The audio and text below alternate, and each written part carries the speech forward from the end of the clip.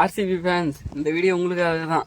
தினேஷ் கார்த்தி இருக்கார்ல, நம்ம தினேஷ் கார்த்தி, அவர் என்ன சொல்லிட்டு போயிருக்காருன்னா, இப்போ ரிட்டையர்மெண்ட் கொடுத்துட்டாரு. அவர் ஆர்சிபிக்காக என்ன சொல்லிட்டு போயிருக்காரு, ஆர்சிபி ஃபேன்ஸை பற்றி உருக்கமாக பேசிட்டு போயிருக்காராம். அப்படி என்ன தான் பேசிட்டு போயிருக்காருன்னு பார்த்தா, ஆர்சிபி என்றால் அவர்கள் ரசிகர்கள் தான். ஆர்சிபினா ஃபேன்ஸு தான். என்ன சொல்கிறது, சிஎஸ்கே ஃபேன்ஸ் மாதிரி கிடையாது ஆர்சிபி வந்து. அவர்களை தாண்டி என்னால் எதையுமே யோசிக்க முடியலையாம்பா நம்மளை தாண்டி ஆர்சிபி ஃபேன்ஸை பற்றி.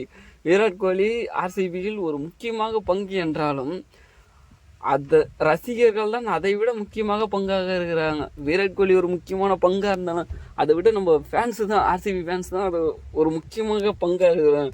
இவர் அதாவது என்ன சொல்கிறாங்கன்னா, 2002 உலகக்கோப்பை இருக்குல்ல, அது வந்து ஆர்சிபி ஃபேன்ஸால் தான் நான் விளையாடினேன். அதை என்னால் ஒருபோதும் மறக்க மாட்டேன். நம்மளால தான் விளையாடினா 2002 உலகக்கோப்பையில். ஆமாம், ஆர்சிபி அப்போல்லாம் கோலி தலைமை, கேப்டன் கிங் கோலி கேப்டனாக இருந்தார். அப்போது தினேஷ் கார்த்தி எடுத்துன்னு போனார்.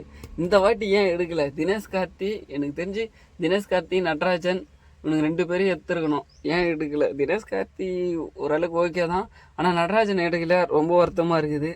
தினேஷ் கார்த்தி, நீங்கள் இந்தமாரி பேசுனதில் எங்களுக்கு ரொம்ப சந்தோஷமாக இருக்குது. ஒரு ஒரு ஆர்சிபின்னா அது ஒரு ஃபேமிலி.